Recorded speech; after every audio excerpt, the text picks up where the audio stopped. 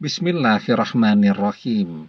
Assalamualaikum warahmatullahi wabarakatuh. Bapak-bapak, ibu-ibu, mas-mas, mbak-mbak, khususnya adik-adikku sekalian yang dirahmati Allah dimanapun Anda berada. Kembali di IIP Channel bersama saya IIP Wijayanto. Kali ini kita akan membahas tema mantan didiamkan malah balik sendiri ke rumahmu, ya. Jadi ketika orang sedang tidak menginginkan kita dan kita berusaha untuk terus mendekat kepadanya, ya, mantan lagi tidak menginginkan kita dan kita berusaha terus nih untuk mendekati mantan. Apa yang terjadi? Dia jadi tambah jauh, dia jadi tambah menolak kita, dia jadi tambah membenci kita, memusuhi kita, dan seterusnya. Dan mungkin itu yang kita rasakan hari ini. Semakin besar usaha kita untuk mendekati mantan kembali, yang terjadi dia semakin memusuhi dan membenci kita. Kehadiran kita tidak membuat hatinya tersentuh, tetapi justru bagi dia, kehadiran kita nih menjadi gangguan yang merusak ketenangan hidupnya dan kebahagiaannya. Ya, jadi semakin kita berusaha mendekat, semakin besar usaha mantan untuk menolak dan mengusir kehadiran kita dari hidupnya. Kenapa demikian? Karena mantan sedang tidak menginginkan kita. Ya. Jadi orang sedang tidak pengen sesuatu dan dipaksa untuk melakukan sesuatu, maka ya hasilnya juga mungkin asal-asalan ya. Jadi kita lagi malas nih untuk misal nonton film ya. Kan ada jenuhnya juga tuh. Ada teman memaksa kita, yuk nonton film ke bioskop. Ya, kita sudah menolak, dia tetap memaksa. Akhirnya kita nemani. Kita tidak menikmati filmnya, malah bisa ketiduran di bioskop. Ya, jadi sesuatu itu ketika dipaksa, maka hasilnya tidak akan bagus. Ya. Jadi seperti pakaian ya. Pakaian itu kekecilan. Nah, kita pakai itu baju, kita paksa. Yang terjadi apa? Kita merasa tidak nyaman ya. Kita misal berangkat kerja, pakai baju kekecilan. Dari pagi sampai sore, merasa tidak nyaman. Karena kita merasa tidak nyaman, otomatis ya, kinerja kita juga jadi terganggu. Karena menggunakan baju yang dipaksakan. Belum lagi orang lain melihat kita juga jadi aneh ya, memakai baju yang kekecilan tadi. Nah, jadi segala sesuatu yang dipaksakan itu hasilnya tidak akan pernah bagus ya.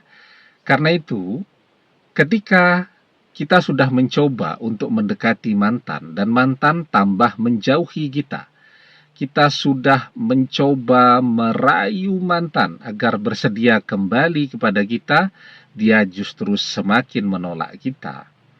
Ya, maka apa yang harus kita lakukan? Kita sudah mencoba untuk bicara, dia menolak. Kita mencoba mendekat, dia menjauh. Sudah kita coba, hasilnya mantan tidak pernah bisa kita dapatkan. Yang belum pernah kita coba apa sekarang? Mendiamkan dia. Ya, mantan menjauh nih, kita masih berusaha terus. Kita datang ke rumahnya, diusir oleh tetangganya. Kita coba ganti nomor telepon, begitu dia mendengarkan suara kita, langsung dia off-kan teleponnya. Setelah itu nomor telepon kita yang baru dia blokir. Ya, kita masih terus mencoba. Dan kita belum pernah mencoba untuk mendiamkan dia. Nah, Ada begitu banyak manfaat ya ketika kita mendiamkan mantan yang memang sedang tidak menginginkan kita. Yang pertama manfaatnya ya, saat kita mendiamkan mantan, nah disitulah mantan kemudian memiliki kesempatan untuk menenangkan diri. Ya, mantan pun akan merasakan ya perbedaan hidupnya sendirian dengan ketika masih bersama kita. Ya, jika memang saat bersama kita itu adalah sesuatu yang sangat berkesan bagi dia, artinya kita juga tahu ya, saat kita bersama dia, kita sudah mengupayakan segala yang terbaik yang bisa kita upayakan agar dia bahagia, agar dia betah, agar dia nyaman bersama kita. Cuman mantan ini kan orangnya kurang pandai bersyukur saja, sehingga merasa kurang dan merasa cepat jenuh. Tetapi kita sudah melakukan yang terbaik, ya, maka insya Allah ketika kita mendiamkan dia, kita menjauh, ya, dia akan merasakan bahwa ternyata bersama kita itu nyaman. Semua kebutuhannya tinggal bilang saja langsung terpenuhi. Ya, cuman bilang, tidak perlu titip duit.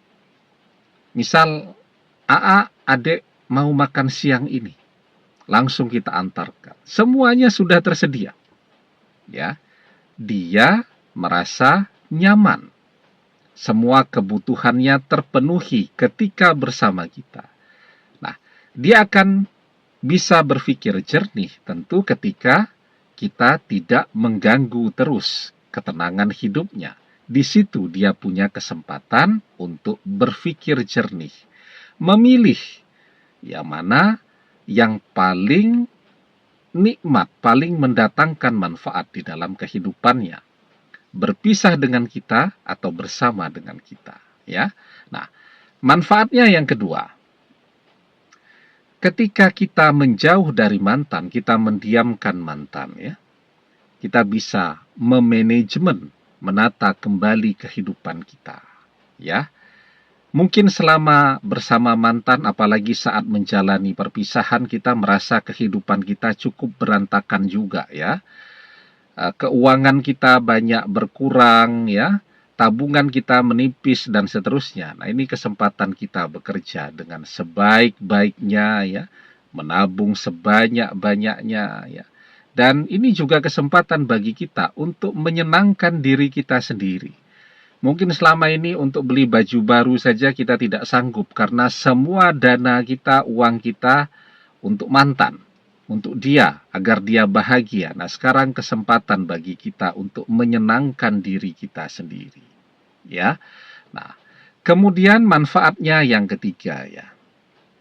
Ketika kita mendiamkan mantan, itu kan fisiknya. Ya. Tetapi dalam diam itu, artinya mantan tidak melihat kita berupaya untuk mendekati dia lagi, tetapi saat kita kelihatan diam, kan kita tidak diam betulan. Ya, kita meneruskan doa-doa kita, kita menyentuh hatinya dengan doa-doa kita. Kita menyentuh hatinya dengan amaliyah-amaliyah kita, ya. Nah, dan ketika kita mendiamkan mantan, ini yang paling penting, ya. Saat kita mendiamkan mantan, di situ mantan kemudian akan muncul rasa penasarannya. Kalau sekarang dia tidak pernah penasaran kepada kita, karena tahu terus apa yang terjadi dalam kehidupan kita. Belum dia penasaran, kita sudah kasih tahu. Tetapi dalam diamnya kita, di situ dia mulai penasaran. Ya, apa yang kita kerjakan, siapa orang yang dekat dengan kita pada saat ini, dan seterusnya. Ya, jadi manusia itu lebih penasaran kepada orang yang pendiam, ya, daripada kepada orang yang mungkin banyak berbicara. Orang-orang bijak dulu, ya, orang-orang bijaksana itu mengajarkan kepada kita sebuah nasihat, ya. air beriak, tanda tak dalam. Ya, tetapi ketika air itu tenang, itu kedalamannya tidak bisa diukur. Itu manfaatnya diam. Ya, manfaatnya ketika kita lebih memilih untuk diam, itu akan membuat mantan penasaran. Kenapa mantan akan kembali kepada kita? Ya ketika dia penasaran. Ketika dia merindukan kita. Bagaimana dia tidak merindukan kita kalau kita sekarang gantian tidak pernah ngasih kabar kepada dia? Kalau sekarang bagaimana dia mau rindu kepada kita jika kita muncul terus di dalam kehidupannya? Ya tidak. Nah, mantan akan datang sendiri, mantan akan pulang sendiri, mantan akan balik sendiri.